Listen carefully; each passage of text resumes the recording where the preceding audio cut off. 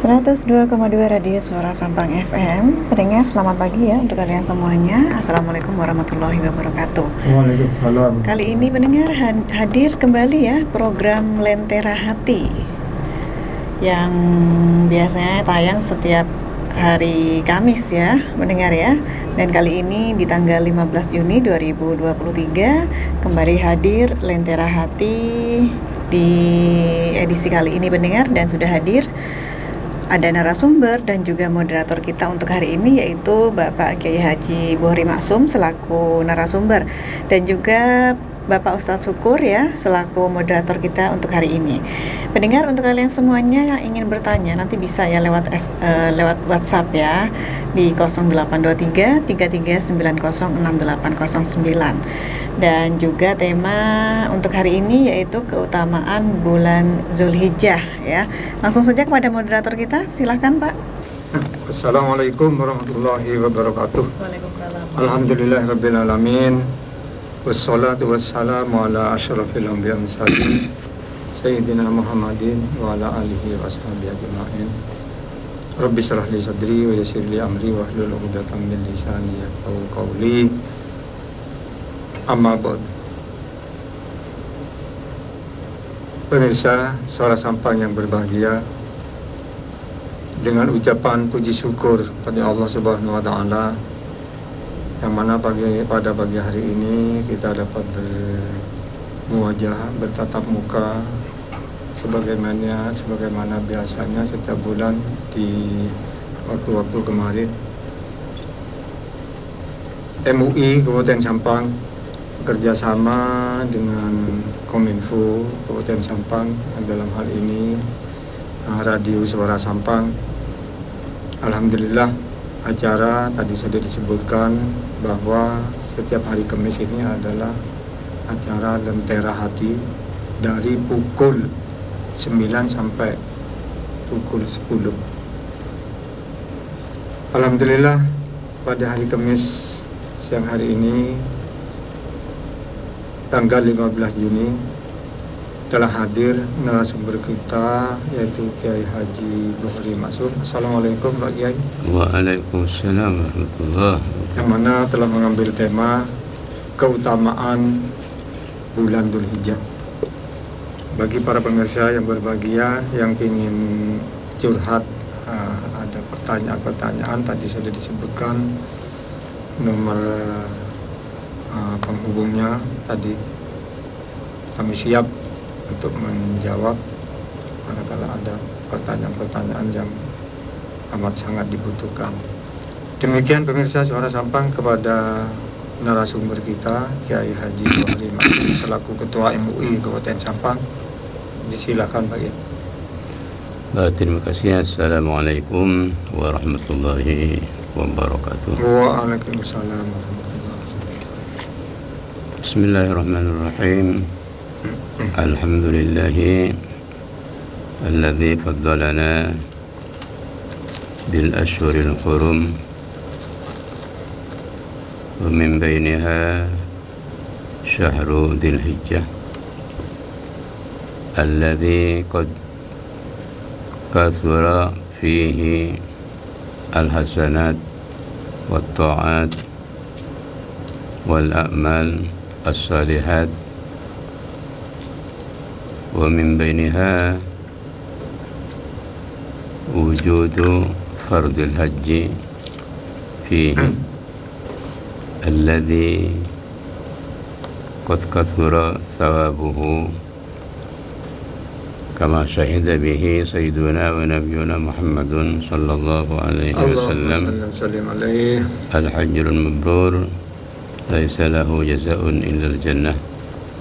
Wassalatu wassalamu ala sayyidina wa habibina wa syafi'ina wa qurrati a'yunina Muhammad alladhi huwa khairul makhluqat wa khairul mawjudat wa syafi'ul ummati yawman nadamati wal hasarat, wa ala alihi wa sahbihi alladhina hum surujul ummah fi sahabil zalam والتابعين لهم ومن تبعهم بإحسان إلى يوم الزحام سبحانك لا علم لنا إلا ما علمتنا إنك أنت العليم الحكيم اللهم إني استودعتك ما علمتني فلقني به إذا نسيته وأرده علي أنا حاجتي إليه برحمتك يا الله يا أرحم الراحمين.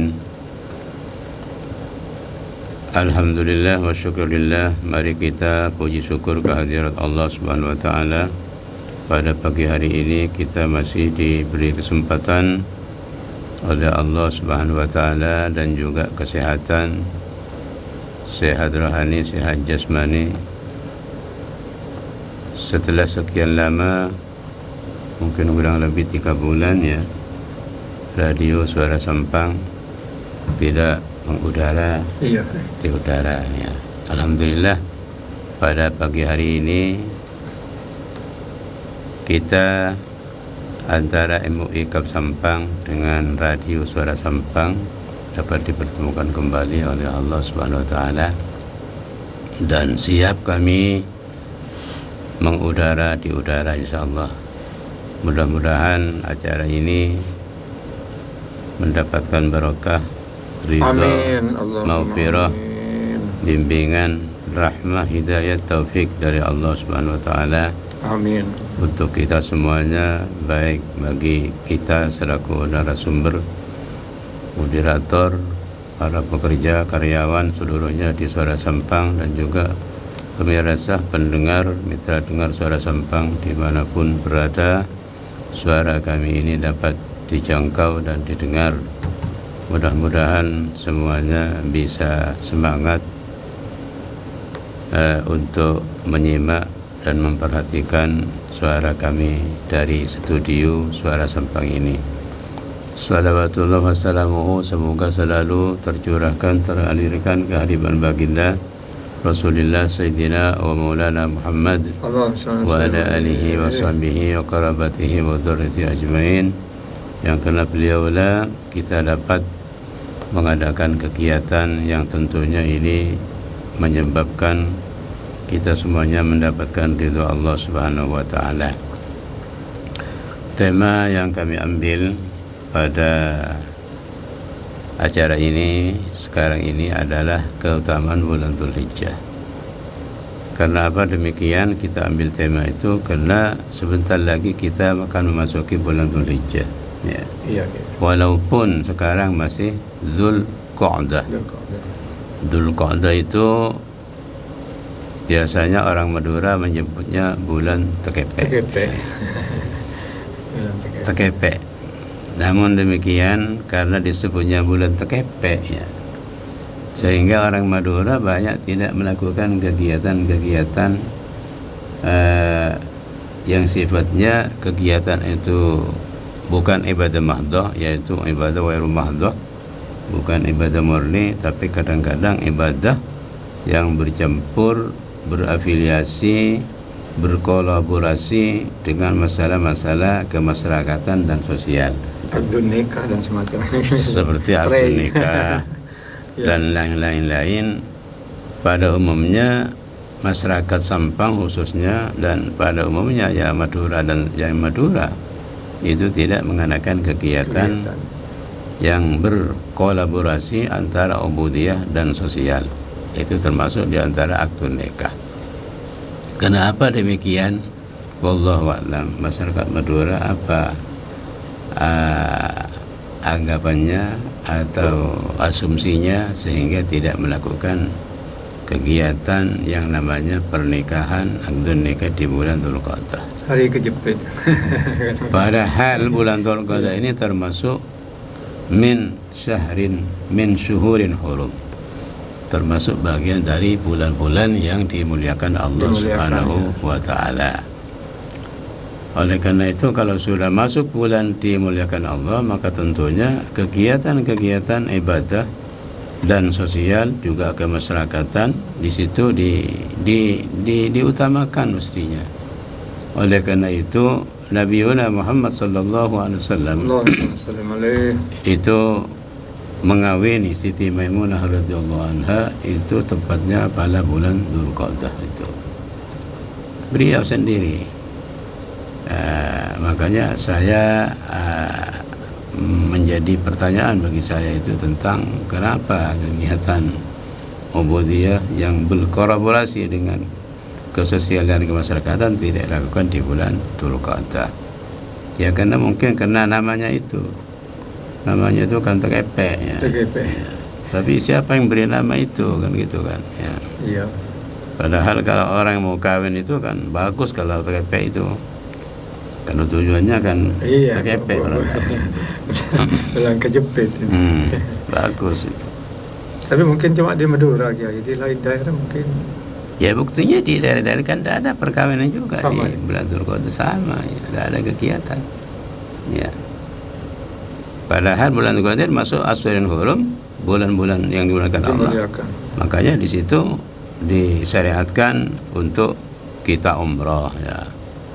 Yang dulunya di zaman jahiliyah itu ada orang jahiliyah menganggap bahwa umrah di bulan haji atau bulan Dzulqa'dah diantaranya itu tidak diperbolehkan.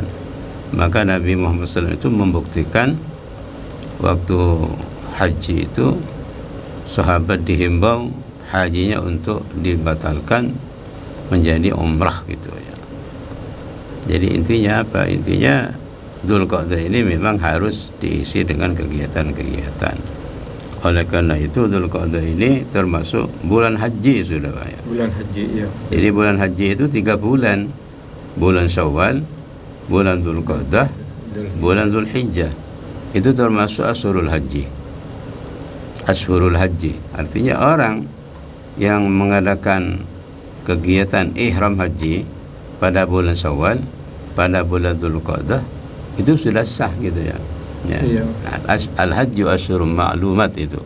Al-Hajju Asyhurun Ma'lumat di situ masuk Syawal, Dzulqa'dah, Dzulhijjah. Kalau kita lakukan ihram haji pada waktu itu sudah sah mulai 1 Syawal, sudah bisa ihram haji kita. Sebelum Syawal itu belum bisa ihram haji. Namun tentunya kalau kita ihram haji dari bulan Syawal, ihramnya panjang. Menghindari dari cegahan-cegahan, larangan-larangan yang dilarang pada waktu ihram itu sangat panjang, bisa berakibat fatal juga nanti kalau terlalu panjang, karena mungkin dan tentu itu akan banyak larangan-larangan muharramat yang dilanggar nanti pada waktu ihram. Kemudian yang setelah Dzulqa'dah itu adalah bulan Dzulhijjah. Kenapa disebut Dzulhijjah? Dzul itu bahasa Arab yang terangkai dari 2 kalimat, Dzu dengan hijjah. Dzulhijjah itu artinya bulan di situ yang mengandung pekerjaan haji, yang mengandung pelaksanaan haji yang urgen dan pokok, yaitu pada bulan haji. Bulan haji. Jadi Arafah pada bulan haji Dzulhijjah itu, begitu juga Ramtal Jumrah, bermalam di Mina, di Musdalifah, semuanya itu terletak dan harus di bulan haji. Beda dengan niat ihram dan pelaksanaan tawaf dan sa'i, itu walaupun di luar bulan haji sampai Muharram itu tidak apa-apa. Artinya ada orang ihram di bulan-bulan haji, kata saya tadi dari Syawal, dari Dzulqa'dah, itu tidak apa-apa, sah sampai bulan haji. Namun tentunya itu harus menghindari haram-haram yang begitu banyak. Begitu juga ada orang haji yang sampai tawafnya, sa'inya tidak dilakukan di bulan Dzulhijjah, tapi bahkan dilakukan di bulan Safar, di bulan Muharram, setelah Safar, itu masih syah, karena yang namanya tawaf sa'i la akhira li waqtihi, tidak ada batas akhir untuk waktunya tawaf dan sa'i. Jadi yang pokok, rukun yang pokok itu harus dilakukan di bulan Dzulhijjah, tepatnya pada tanggal 9 hari Arafah waktu wukuf itu. Mulai tergelincirnya matahari sampai terbit fajar malam hari nahar, itu kan di bulan haji. Sudah kumpul di Arafah. Makanya bulan haji ini mengandung keutamaan yang luar biasa. Saya urai dari depan, pertama di awal. Pertama, bulan haji ini semenjak tanggal 1 itu sudah disunatkan kita mengadakan kegiatan ubudiyah atau ibadah yang memang ibadah itu lain dengan ibadah di bulan-bulan yang lain. Pertama, mulai dari tanggal 1 itu Pak sudah disunatkan kita puasa. Puasa. Tanggal 1, tanggal 2 sampai tanggal 10 itu kita disunatkan puasa. Karena yang disebut al-ayyamul asri, hari-hari ke-10 pertama itu jamak di situ. Al-ayyamul asri, al-ayyam itu kan jamak taksir. Yaumun ayyamun ya. Yaumun yaumani ayyamun, hari-hari. Jadi kalau hari-hari itu ya jamak tentunya 3 ke atas kan begitu. Artinya ulama di sini menafsirkan hadis al-ayyamul asri itu mulai dari tanggal 1 itu sudah kita disunatkan mengadakan kegiatan ubudiyah yang lain daripada hari-hari yang lain. Ada yang mengambil 2 hari yaitu Tarwiyah dan Arafah 9. Itu afdoliyahnya, itu afdoliyahnya. Jadi kegiatan 10 pertama puasa itu sudah dimulai daripada tanggal 1. Maka ba'dul ulama al-fuqaha itu mengatakan begitu masuk bulan Dzulhijjah tanggal 1, maka di situ disunatkan mengadakan bacaan takbir setelah sholawat. Bukan takbir yang ma'ruf Allahu Akbar itu bukan, tapi kita secara utuh Allahu Akbar ila akhir itu dibaca itu setelah sholawat. Setelah sholat 5 waktu sudah disunatkan memperbanyak takbir mengagungkan Allah Subhanahu wa ta'ala setiap setelah salat secara khusus itu Pak. Yang kedua itu disunatkan puasa setiap hari.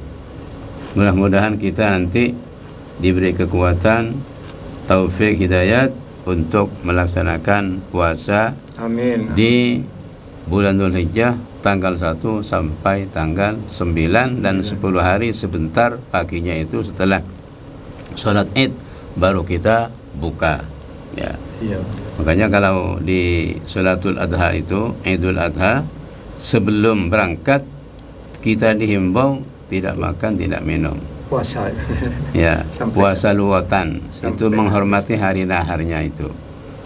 Tapi kalau Idul Fitri itu kita disunatkan sebelum berangkat ke masjid itu makan dulu. Walaupun sedikit, makan kurma kek, minum apa kek, itu disunatkan makan dulu atau minum dulu. Tapi kalau Idul Adha itu disunatkan afdoliyahnya tidak makan apa-apa, tidak minum apa-apa, sehingga nanti setelah selesai sholatul adha itu baru kita dihimbau untuk makan-makan dan minum-minum yang kita punyain itu bedanya. Oleh karena itu mari saya ajak kepada seluruh komponen masyarakat yang ada di Sampang, mari kita agungkan hari pertama sampai hari 10 di bulan Dzulhijjah ini. Ada sebagian ulama yang mengatakan begini, qala ba'dul ulama, ini bukan hadis, mungkin beliau berkata ini mendapat bimbingan ilham dari Allah SWT menurut kacamata ma'rifat beliau. Maka beliau berkata, sekali lagi ini bukan hadis, tapi ini saya bilang qala ba'dul ulama. Ada sebagian ulama yang mengatakan begini, man akrama asra ayyam min Dzulhijjah, barang siapa yang memuliakan 10 hari dari bulan Dzulhijjah itu dengan ibadah tentunya dilainkan dengan hari-hari yang lain, akramahullahu bi asharati asya, maka dia dimuliakan dalam hidupnya dengan 10 perkara, 10 hal yang tidak diberikan kepada orang lain yang tidak memuliakan 10 Dzulhijjah.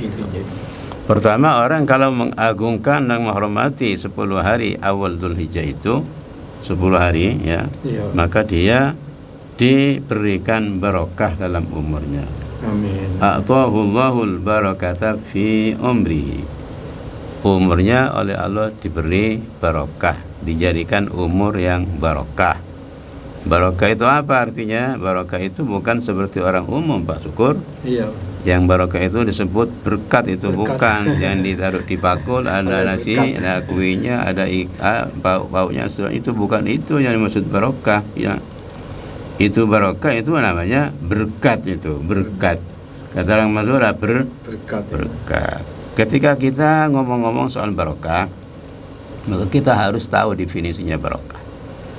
Yang sudah sering saya katakan dan saya sampaikan, definisinya barokah adalah al-barakatu huwa wujudul khairi fi syai'in wa thubutuhu fihi. Itu definisinya barokah. Al-barakatu hiya wujudul khairi fi syai'in wa thubutuhu fihi. Yang disebut barakah itu adalah adanya sebuah kebaikan dalam sesuatu barang atau hal, dan kebaikan itu tetap tidak hengkang, tidak pindah kemana-mana, tetap barokah itu sesuatu yang itu di situ Bermanfaat. ya. Ada barokah. Satu contoh umpamanya orang pulang dari pondok walaupun tidak alim masih agak alim lah, agak tahu ilmu ini dan itu kan barokah. Barokah ya. Seseorang diberi ilmu itu barokah. Namun bisa barokah itu eksis tetap, ilmunya itu tidak hilang. Setelah pulang dari pondok, pulang dari kampus, bermasyarakat, ilmu itu tetap berada pada jiwa dan badannya, tidak hilang. Dan ilmu itu bertambah dan diamalkan. Itu barokah. Ya. Maka orang yang mengagungkan 10 Dzulhijjah ini dan memulakannya dengan ubudiyah atau puasa dan yang lain, maka umurnya diberi barakah oleh Allah Subhanahu wa taala. Begitu hebat, begitu baik kalau orang itu umurnya barokah. Ya. Biar umurnya pendek tapi mengandung banyak kebaikan-kebaikan.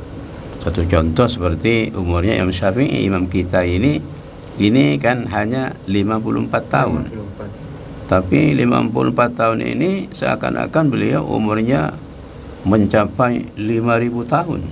Ya, bahkan itu lebih gitu. Perasaan. Kenapa demikian?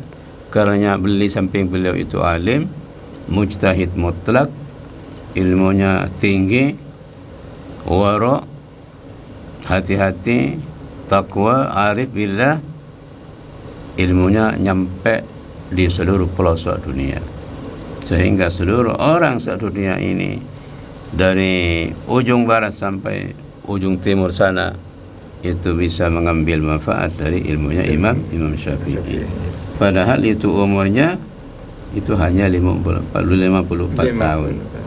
Beliau meninggal masih lebih muda dari saya. Saya sekarang sudah lebih dari 60. Beliau meninggal hanya 54 tahun.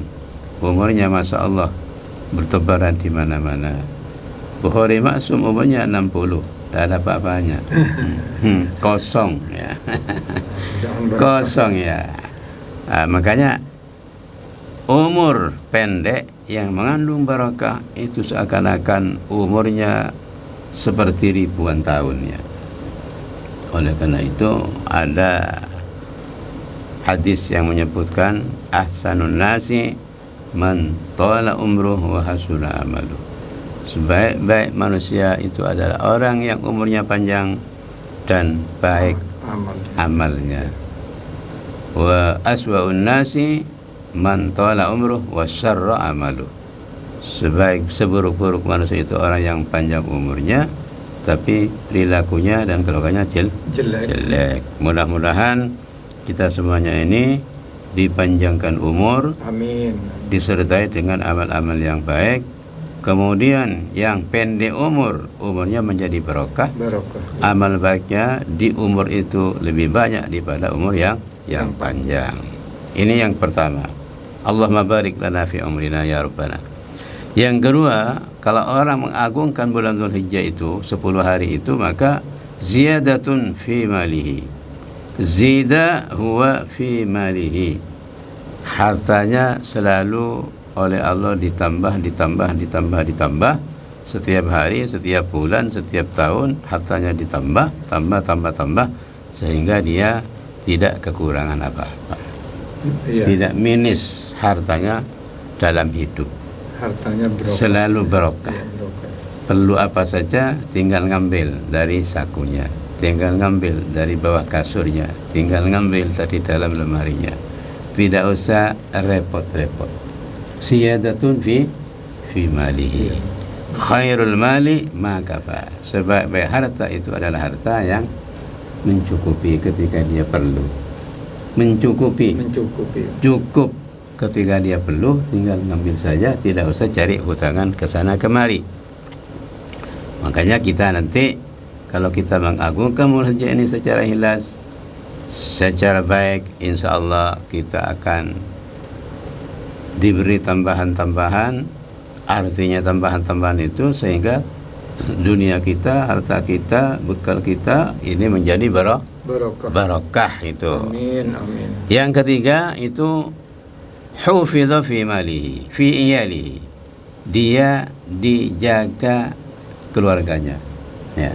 Ini nikmat, Pak. Iya. Seseorang yang hidup punya anak istri, punya keluarga, kemudian oleh Allah istri, anak, keluarganya semuanya dijaga. Ini nikmat yang paling besar. Ya. Jadi misalnya kita punya istri, punya anak 5 semuanya itu dijaga oleh Allah Subhanahu wa taala. Kesehatannya dijaga. Iya. Rezekinya dijaga, perilakunya dijaga, ibadahnya dijaga, taatnya dijaga. Tidak pernah oleh Allah orang anak yang 5 dan keluarga itu diperbuat mereka untuk berbuat maksiat, tidak, tapi selalu dijaga oleh Allah Subhanahu wa taala. Khairun nas man hufidha wujuduhu anil ma'asi wal mukhalafat.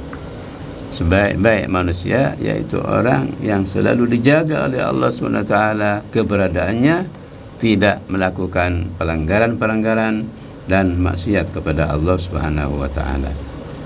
Coba kita dapat berpikir dan dapat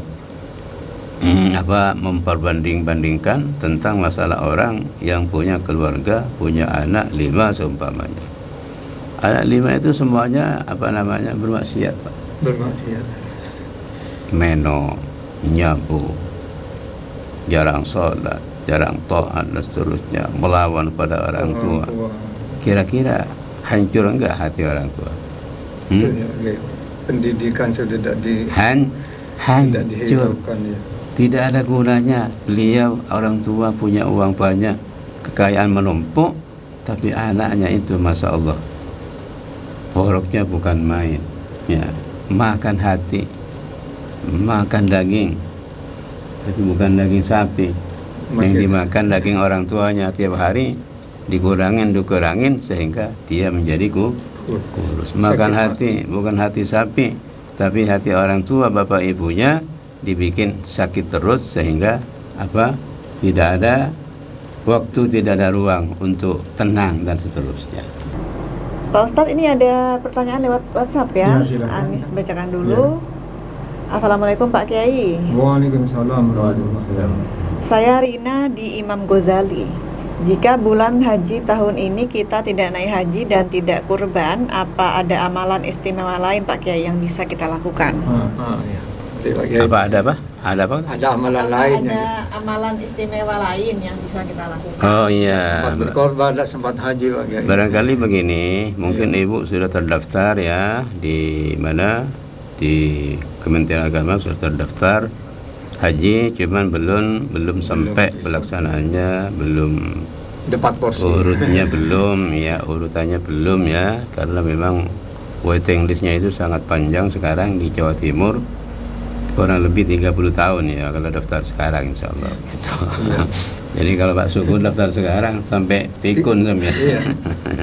Umur 100. Kemudian Ibu Rina nanya ke saya, ini kiat-kiat apa yang harus dilakukan supaya, tentunya beliau berharap barangkali walaupun ada di sini ini bisa seperti orang haji begitu kan maksudnya begitu mungkin Pak ya. Sempat berkorban, sempat haji kira-kira. Tidak bisa berkorban, tidak bisa berhaji karena waktunya sangat lama nunggunya, dan mungkin juga sekarang ini yang saya tahu banyak orang sudah yang daftar, banyak sudah meninggal. 2 tahun, 3 tahun yang lalu saya ngantar orang itu lebih dari 10 orang ya. Yang meninggal sudah 4 ya sekarang. Belum dipanggil, sudah 4 yang meninggal itu. Yang saya antar 10 itu dulu itu. Tinggal 6 itu. Jadi untuk supaya ibu ini dapat melakukan, dapat pahala seperti pahalanya haji, itu sangat mudah sebetulnya Bu ya. Ibu ini berjemaah saja setiap hari, kalau tidak 5 waktu ya subuhnya saja. Kalau memang tidak ada kesempatan itu, subuhnya saja berjemaah. Setelah berjemaah mungkin duduk-duduk di tempat sholatnya itu, wiritan, zikir sampai agak tinggi matahari, kemudian sholat duha 2 rakaat. Itu seperti haji dan umrah pahalanya. Hebat, sebagaimana sabda Nabi Muhammad sallallahu alaihi wasallam gitu ya. Man shalla subha fi jama'atin thumma qa'ada yadhkurullah ta'ala fihi, yani fi masallahu, thumma shalla duha thumma shalla rak'ataini kana ka hijjatin wa umratin tammatin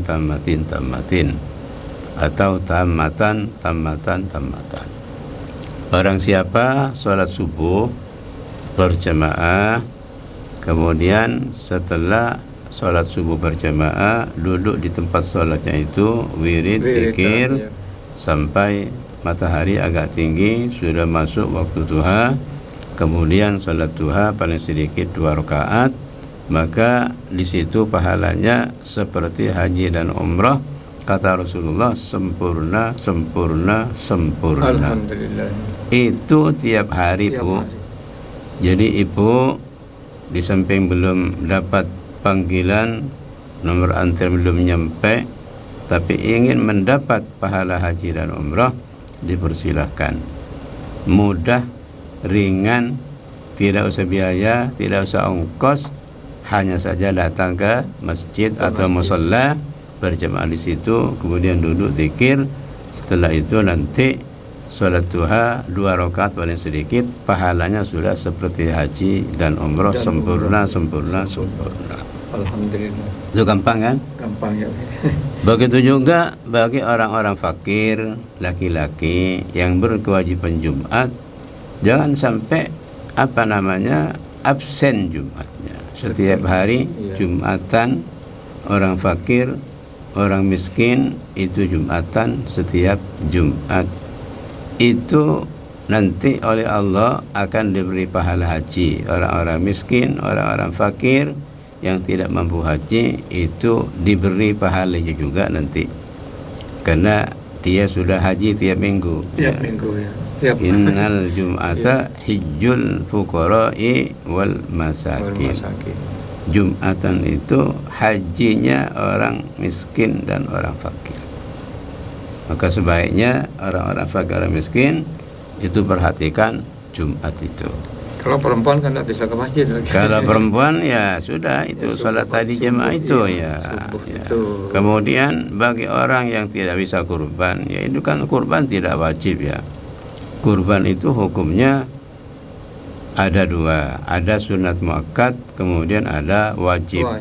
Sunat muakkad itu ya dengan sendirinya, tidak bernazar, tidak apa, itu sunat muakkad. Sunat muakkad artinya sunatnya paling afdol, paling sunnah artinya. Apa namanya? Ekstra sunnah, itu yang disebut sunnah muakkad. Itu kalau tidak bernazar. Yang kedua ada kurban wajib. Kurban wajib itu apabila bernazar ya. Orang bilang begini, punya dagangan, kalau sukses pahalanya buahnya menumpuk, maka saya bernazar ingin berkorban. Maka itu wajib hukumnya. Ya. Harus dilaksanakan kalau sudah nazar. Perbedaannya nazar dengan sunnah itu, kurban dengan sunnah, Kalau nazar itu orang yang kurban itu tidak boleh makan, satu iris pun tidak boleh. Tapi kalau kurban sunnah, yang kurban itu boleh makan ya, tidak apa-apa, walaupun sampai banyak tidak apa-apa. Yang penting itu jangan dimakan semua.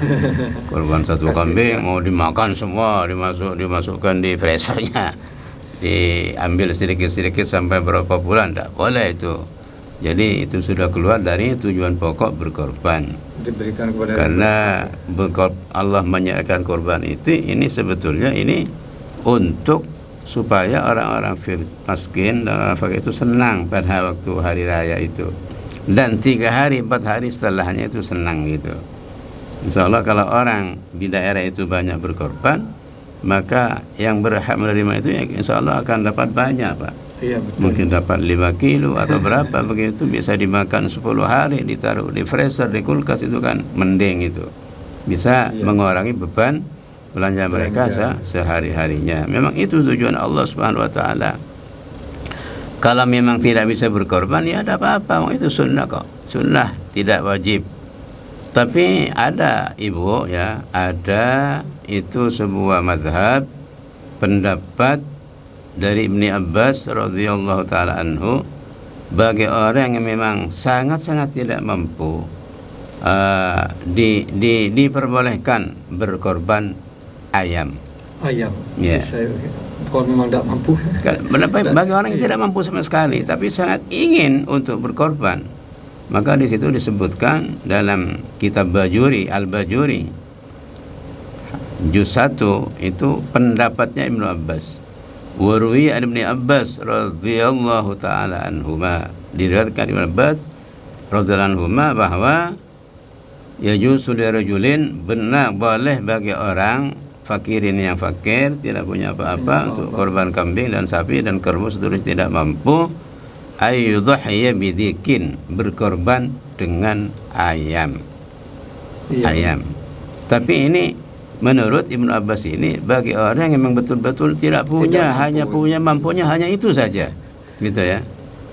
Jangan Jadi, yang mampu pakai ayam. Ya, jangan yang mampu pakai ayam, tidak boleh. Ya, yang mampu pakai ayam tidak boleh. Ini saya bilang pendapat Ibnu Abbas radhiyallahu anhu, dan ini bukan hadis, ya, bukan hadis. Jadi beliau mungkin hanya menganalisa, mensarai sebuah hadis yang sudah sangat populer dibaca, yaitu bahwa kita berkorban dengan an'am ya. An'am itu masuk di dalamnya terbatas kepada kambing, sapi, kerbau, onta.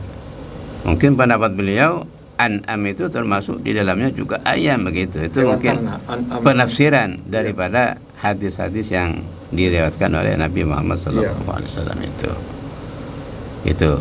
Jadi itu Bu jawabannya. Jadi Islam ini tidak menyulitkan pemeluknya, tapi justru memudahkan ya. Jadi kalau orang itu hanya melihat Islam dari jauh, tidak tahu substansinya Islam, maka enggan untuk masuk dan bergabung dalam Islam. Tapi setelah tahu hakikatnya Islam, di dalamnya ini tidak menyulitkan terhadap pemeluknya, setiap kesulitan, masyakil dan keruwetan pasti ada solusi di situnya. Ya. Satu. Baik. Ya. Ini Bu jawaban saya, mudah-mudahan bisa diamalkan oleh Ibu Rina tadi. Terima kasih. Kemudian orang-orang yang mengagungkan bulan Dzulhijjah ini tadi saya bilang diberikan keutamaan 10 ya. 1, saya ulang dari depan, barokah umurnya. Yang kedua, pahalanya hartanya ditambah setiap waktu, setiap bulan ditambah oleh Allah SWT. Yang ketiga, keluarganya dijaga oleh Allah SWT dari hal-hal buruk dan juga dari musibah. Taatnya diberi taufik dan hidayah, tidak pernah absen, sholatnya, jumatnya, puasanya dan seterusnya. Kemudian yang keempat itu adalah takfirun li sayyiatihi, dihapus keburukan-keburukannya, dihapus dosanya oleh Allah SWT, kemudian diganti dengan kebaikan-kebaikan.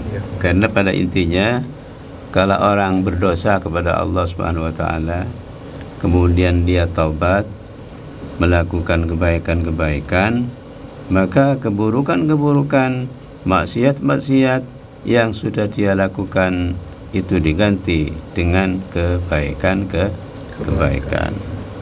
Faulaika alladzina yubaddilullahu sayyi'atihim hasanat, itu buntutnya ayat. Maka orang-orang yang tobat itu yaitu adalah orang-orang yang diganti keburukannya itu dengan kebaikan.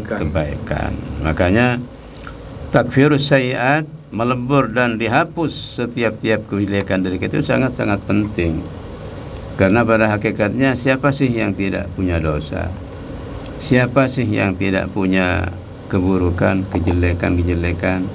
Pasti yang namanya manusia selain Nabi dan Rasul itu pasti terjebak, terseret dalam keburukan, dalam maksiat. Tentunya keterjebakan kita dalam maksiat dan keburukan itu tentunya kita ingin kembali bertobat dan dihapus dosa-dosa kita itu semuanya. Amin. Allahumma amin. Kemudian yang kelima itu adalah tad'ifun li hasanatihi. Kebaikannya itu pahalanya dilipat gandakan. Jadi intinya kita begitu melakukan sesuatu kebaikan itu pahalanya oleh Allah dilipat gandakan.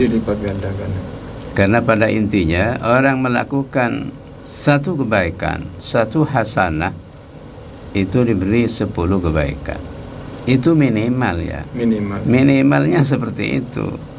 Tapi di ayat yang lain disebutkan wallahu yudha'ifu liman yasha. Allah akan memberikan pahala, melipat gandakan pahala kepada orang yang Allah sukai. Sampai mungkin 700 dan lebih itu nanti satu kebaikan. Ini minimalnya saja ya.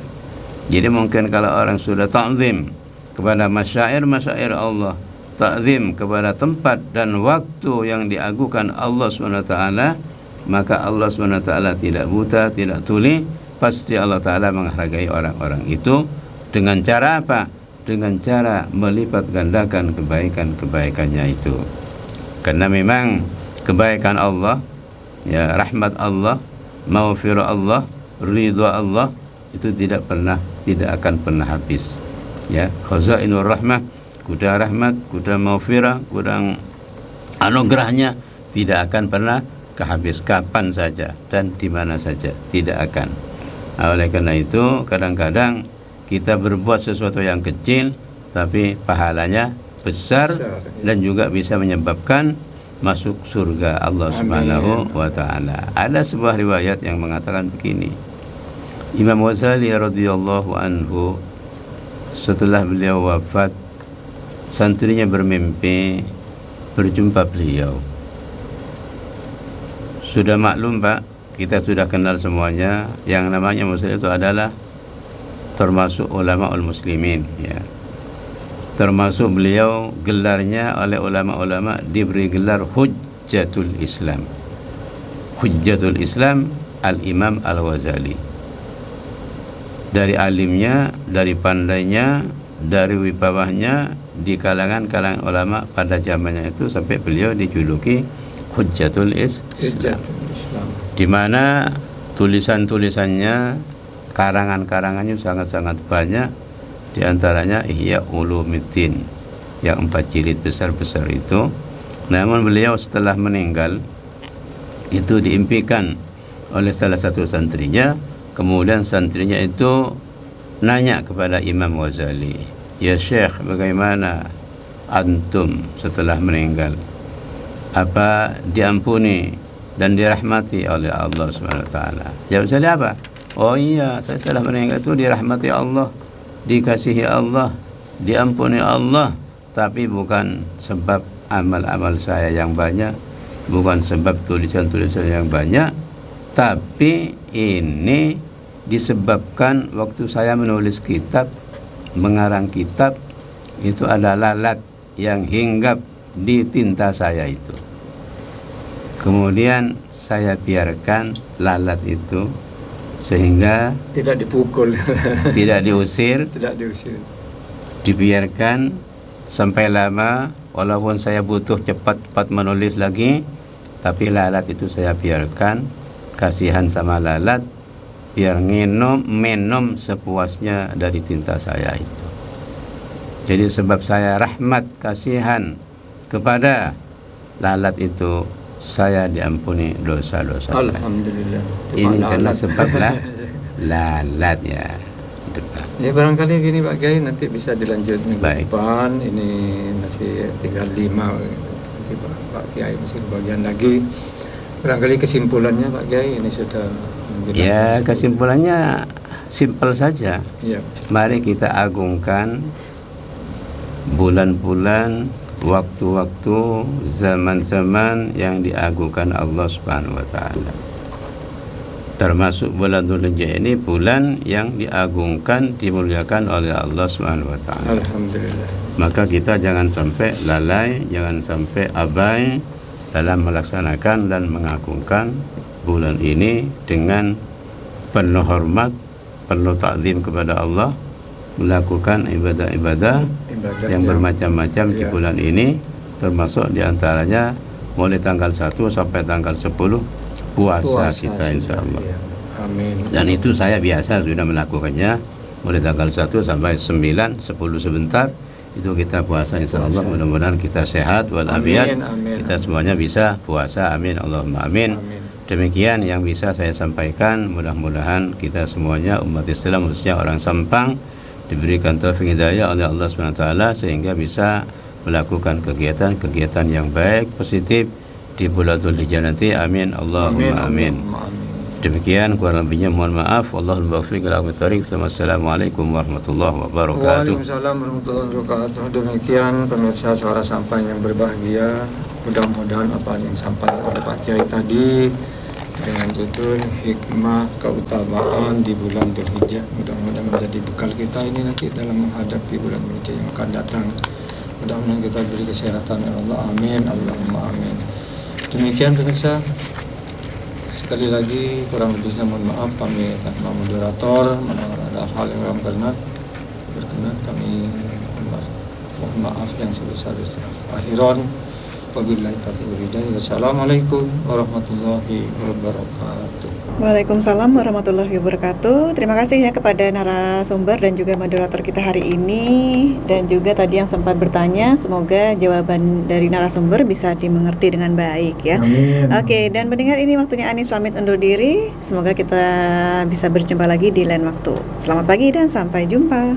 Kembangkan ekonomi pariwisata, agribisnis dan industri kreatif.